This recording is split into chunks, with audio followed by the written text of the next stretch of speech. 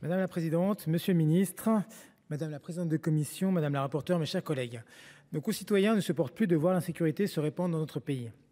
Ils nous demandent plus de fermeté pour mieux les protéger. Nous avons répondu à cet appel en adoptant définitivement la loi contre le narcotrafic. C'est encore ce que nous avons fait lorsque nous avons voté des mesures destinées à endiguer la délinquance de notre jeunesse. Les défis sont immenses et nous ne devons pas relâcher nos efforts. La violence n'a pas sa place dans notre société. Elle est contraire à nos principes démocratiques. Brisant la vie des victimes, elle met à mal notre pacte républicain. C'est d'autant plus vrai lorsqu'elle prend pour cible les piliers de notre société. Au contact de nos territoires et de nos élus, nous savons à quel point ces derniers peuvent être visés par des attaques intolérables. Agresser un élu, c'est porter atteinte à son mandat et finalement à notre démocratie. Les professionnels de la justice, tout comme les membres des forces de l'ordre, protègent nos concitoyens et nos institutions. Ils risquent parfois leur vie pour accomplir leur mission. Je veux redire ici tout le soutien du groupe Les Indépendants aux agents pénitentiaires ainsi qu'à leurs familles. Il y a quelques semaines, ils ont fait l'objet de dégradations et de menaces inacceptables. Force doit rester à la loi, les coupables devront être sévèrement punis. La protection de ces personnels passe notamment par une aggravation des peines encourues par ceux qui les agressent.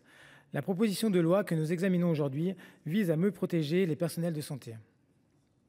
Alors que les personnels de santé ont mis tout en œuvre pour protéger nos concitoyens durant la pandémie, alors que notre pays fait face à un manque chronique de médecins et que nous étudions toutes les solutions pour résoudre la problématique des déserts médicaux, force est de constater que les soignants sont la cible d'agressions de plus en plus nombreuses. Ils subissent de plus souvent des atteintes à l'intégrité physique ainsi que des menaces avec armes. Les injures sont également très fréquentes. Les métiers du soin sont en train de devenir des métiers à risque. Il ne s'agit malheureusement pas de cas isolés.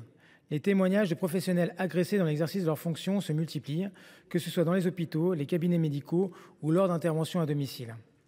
Ces violences touchent aussi les médecins que les infirmiers, les aides-soignants ou les agents d'accueil. Certains en viennent à modifier leurs horaires, voire à renoncer à exercer dans certains territoires. Cette situation renforce une autre difficulté majeure concernant ces professions. Plus les conditions de travail se détériorent, plus l'attractivité des métiers de santé recule, aggravant encore la pénurie que nous connaissons. Il est donc impératif d'agir vite et fort. L'État ne peut pas rester spectateur face à cette dérive. Nous devons affirmer clairement que toute agression contre un soignant est une attaque contre notre pacte social.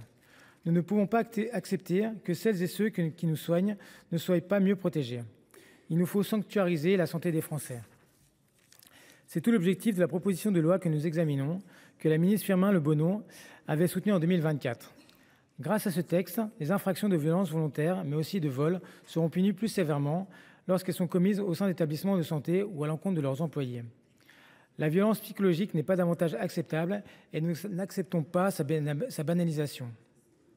Le délit d'injure sera donc lui aussi plus lourdement puni.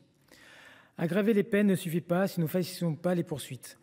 Le texte prévoit ainsi d'ouvrir à l'employeur la faculté de déposer plainte, à condition toutefois de recueillir l'accord de l'employé victime. Il nous semble toutefois que cette mesure permettra des poursuites plus systématiques sans pour autant méconnaître le droit de la partie civile. Nous devons afficher la plus grande fermeté en la matière. Je veux ici saluer le travail de la justice. Le taux de réponse pénale s'agissant de ces affaires est excellent. Il dépasse les 90%. Je me félicite ainsi de la condamnation à 3 et 6 mois de prison ferme prononcée par le tribunal de Thonon à l'encontre des auteurs de l'agression de plusieurs soignants aux urgences de l'hôpital privé d'Annemasse. Et je tiens, monsieur le ministre, à vous remercier pour votre présence dans ces moments difficiles qu'ont traversé les soignants à Annemasse. En revanche, les victimes sont encore trop peu nombreux à donner des suites judiciaires à leur agression, souvent moins d'un tiers. Nous souhaitons que cela devienne plus systématique. La peur doit changer de camp. Notre collègue et médecin, Daniel Chassaing, a déposé 2 amendements que nous nous proposons d'adopter. Il s'agit de permettre aux professionnels de santé de conserver l'anonymat lorsqu'ils effectuent un signalement de violence intrafamiliale. De même, un tel dispositif serait utile au signalement de violences sur mineurs.